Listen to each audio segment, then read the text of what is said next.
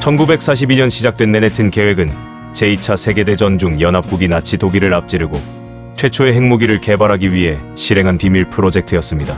미국, 영국, 캐나다가 협력했으며 프로젝트의 책임자는 미국의 물리학자 로버트 오펜하이머였습니다. 프로젝트에서는 우라늄 235와 플루토늄 239를 추출하고 농축하는 방법을 개발했습니다. 이는 핵분열 반응을 일으키는 핵무기 제조에 필수적인 원자재입니다. 프로젝트 비용은 당시로서 약 20억 달러였고 미국 내 여러 지역에서 연구와 개발이 진행되었습니다. 가장 유명한 연구 시설로는 테네시주의 오크리지, 뉴멕시코주의 로스알라모스가 있습니다. 맨해튼 계획의 결과물인 핵무기는 1945년 8월 일본의 히로시마와 나가사키에 투하되었습니다. 이 무기로 인한 피해는 전례 없는 규모였으며 핵무기 사용에 대한 윤리적 논쟁과 국제적 규제의 필요성을 촉발시켰습니다. 맨해튼 계획은 핵시대의 서막을 열었고 그것에 대한 부단한 평화적 통제 노력이 오늘날에도 계속되고 있습니다. 제2차 세계대전이 발발한 1939년 핵분열 연쇄 반응이 발견됐습니다. 원자핵이 분열하는 과정이 꼬리에 꼬리를 물고 사슬처럼 일어나 강력한 에너지를 내는 반응입니다. 당시 물리학자들은 이를 활용하면 지금까지 없던 위력의 신무기, 원자폭탄을 만들 수 있을 것이라 생각했습니다. 또 누가 먼저 이 무기를 손에 넣느냐에 따라 인류 역사가 바뀔 수 있을 것이라 예상했습니다. 미국과 독일 양측은 상대방이 먼저 원자폭탄을 개발할 것을 우려했습니다. 특히 독일 나치의 침략과 유대인 말살을 피해 미국으로 망명한 과학자들은 독일의 원자폭탄 개발을 절대 받아들일 수 없었습니다. 이에 따라 미국 과학자들 사이에서 미국이 먼저 핵무기를 개발해야 한다는 여론이 일어났습니다. 헝가리 출신 물리학자 실라르드 레오는 프랭클린 루스벨트 미국 대통령에게 원자폭탄을 개발해달라는 내용과 알베르트 아인슈타인의 서명이 담긴 편지를 보냈습니다. 루스벨트 대통령이 승인하면서 사상 최대 규모의 국가과학 프로젝트였던 맨해튼 계획이 막을 올립니다. 맨해튼 계획은 처음에는 연구비 6,000달러로 소박하게 시작했지만 미국이 본격적으로 2차 대전에 참전하면서 연구비 20억 달러, 고용인원 13만 명의 초거대 프로젝트로 성장합니다. 미국 뉴멕시코주 로스알라모스와 테네시주 오크리지 등의 비밀 연구소가 설립되고 캐나다와 영국을 포함해 30곳 이상의 대학과 시설에서 연구가 진행됩니다. 투입된 예산과 시설만큼 연구에 참여한 과학자들도 엄청났습니다. 일스 보어, 엘리코 페르미, 존 폰 노이만, 리처드 파이만 등 노벨상을 받았거나 훗날 타게 되는 당대 최고의 과학자들이 맨해튼 계획에 대거 참여하게 됩니다. 맨해튼 계획은 세계의 운명을 건 전쟁을 끝내기 위해 막대한 규모의 예산과 시설을 관리하고 수많은 천재 과학자를 통솔하며 이제 막 발견된 과학 원리를 응용해 세상에 존재하지 않았던 새로운 무기를 불과 3-4년 만에 만들어내야 하는 막중한 임무를 가진 프로젝트였습니다. 이 프로젝트의 리더가 바로 줄리어스 로버트 오펜하이머였습니다. 오펜하이머는 1904년 4월 22일 미국 뉴욕에서 양복 사업을 하는 부유한 유대인 집안에서 태어났습니다. 타고난 머리와 부모님의 넘치는 교육열 덕분에 그는 1922년 하버드 대학교에 들어갔습니다. 졸업 후에는 당시 물리학의 중심지였던 영국 케임브리지 캐번디시 연구소를 거쳐 독일 괴팅겐 대학교에서 박사 학위를 받습니다. 오펜하이머는 명석했지만 불안정한 성정을 가진 탓에 사람들과 잘 어울리지 못하고 괴팍한 기행을 많이 저질렀습니다. 강의가 마음에 안 든다고 교수를 교단에서 끌어내리는 무례함은 기본이요.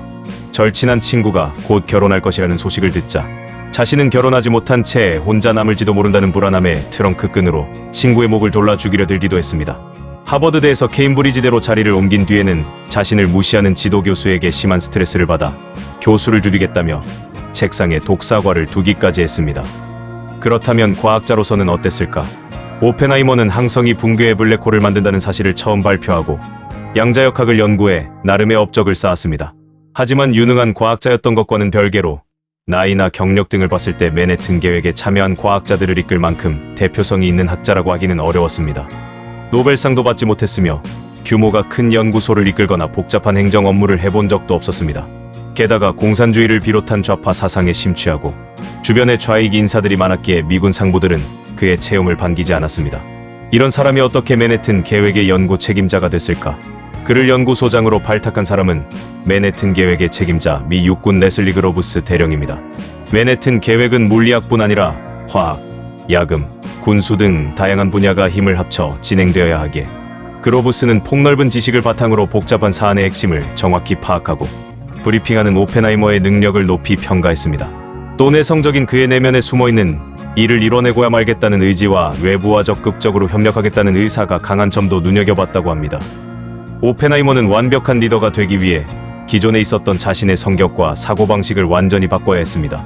이를 위해 1942년 그는 장교용 군복을 입고 좌파 사상과의 연을 끊었습니다. 6천여 명의 과학자들 사이에서 핵무기에 관한 윤리적인 논쟁이 벌어졌을 때도 오펜하이머는 전쟁을 끝낼 수 있을 것이라며 과학자들을 설득하고 이끌었습니다. 불안하고 내성적인 청년은 6천여 명의 과학자와 공학자들을 돌보는 행정가로 변신했습니다. 당시 오펜하이머의 나이는 39세였습니다. 오펜하이머의 지도 덕분에 맨해튼 계획의 과학자들은 2~3년 만에 미국 뉴멕시코주의 사막 한복판에서 원자폭탄 실험을 성공적으로 마쳤습니다. 1945년 7월 16일 오펜하이머는 트리니티 실험 현장에서 원자폭탄의 엄청난 위력을 보고 전쟁을 끝낼 수 있다는 기대감과 동시에 앞으로 다가올 참극에 대한 두려움을 느꼈습니다. 힌두교 경전 바가바드 기타의 한 구절을 인용해 나는 이제 주름이요 세상의 파괴자가 되었도다라며 한탄했다고 합니다. 약 한 달 뒤인 1945년 8월 6일 오전 8시 15분 미군은 맨해튼 계획 과학자들이 완성한 원자폭탄 리틀보이를 일본 히로시마에 투하했습니다. 사흘 뒤인 8월 9일에는 또 다른 원자폭탄 펜맨을 일본 나가사키에 떨어뜨립니다. 두 원자폭탄으로 일순간에 11만에서 21만 명의 사상자가 발생했고 8월 15일 일본군은 항복을 선언했습니다. 지옥 같았던 제2차 세계대전이 막을 내린 것입니다. 종전 후 철저히 비밀리에 있었던 맨해튼 계획이 대중에 공개됐습니다. 오펜하이머는 과학을 통해 승전에 이바지한 영웅 중 하나로 칭송받고 1946년에는 공로 훈장을 수상했습니다. 정작 당사자는 수많은 사람을 죽인 최악의 무기를 만들었다는 사실에 충격받고 고뇌했다고 합니다. 오죽하면 1945년 10월 트루먼 대통령에게 제 손에 피가 묻어있는 것 같습니다라고 말하기도 했습니다. 핵무기의 아버지가 핵무기 반대론자로 돌아선 것이었습니다. 하지만 그의 심정과 달리 미국은 당시 소련을 상대로 다시 핵폭탄을 투여하는 시나리오를 계획하고 있었습니다. 그러나 오펜하이머는 수소폭탄 개발을 적극적으로 반대했습니다. 그는 원자력위원회 자문위원회 의장이라는 지위를 이용해 수소폭탄 개발을 막으려고 노력합니다. 그런데 1949년 소련이 원자폭탄과 수소폭탄 개발에 성공하면서 오펜하이머는 궁지에 몰리게 됩니다. 당시 미국은 소련과의 냉전이 본격화되며 공산주의자를 색출하려는 메카시즘이 불고 있었습니다. 오펜하이머는 행정부와 정계의 불신을 사 공산주의자의 소련 스파이라고 의심받기 시작했습니다. 결국 1954년 오펜하이머는 미국 원자력위원회에서 물러나고 보안정보에 접근하는 권한도 빼앗기게 됩니다. 화려한 활약과 다르게 오펜하이머의 말년은 초라했습니다. 그는 학교로 돌아가 프린스턴 대고등연구소 소장으로 지내며 강의와 저술을 계속합니다. 1967년 후두암에 걸려 62세의 나이에 세상을 떠났습니다. 오펜하이머의 간첩 혐의는 2022년이 되어서야 완전히 벗겨졌습니다. 미국 에너지부는 2022년 12월 15일 성명을 통해 오펜하이머의 보안 승인에 대한 1954년 원자력위원회의 결정에는 결함이 있었다며 그의 충성심과 애국심을 확인했다고 밝혔습니다. 핵이라는 새로운 불을 선사한 오펜하이머의 삶은 2005년 1000페이지가 넘는 평전 아메리카 프로메테우스로 기록됩니다. 영화 인셉션과 인터스텔라를 제작한 크리스토퍼 놀란 감독은 이 평전을 바탕으로 그의 일생을 다룬 영화 오펜하이머를 제작했습니다. 놀란 감독은 좋든 싫든 오펜하이머는 지금까지 살았던 사람들 중 가장 중요한 사람이며 우리가 살아가는 세상을 만드는 데 큰 영향을 끼쳤다며 오펜하이머의 영향력이 엄청났음을 강조했습니다.